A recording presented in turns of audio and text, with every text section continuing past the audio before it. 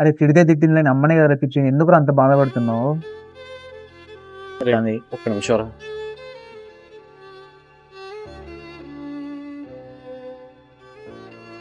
అసలు నువ్వెందుకు వచ్చావు ఇక్కడికి?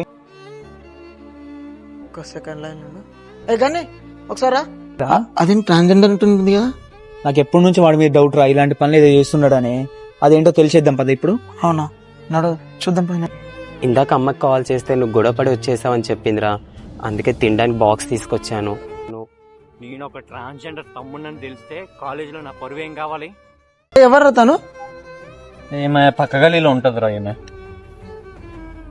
అవునా, మాట్లాడుతున్నావు?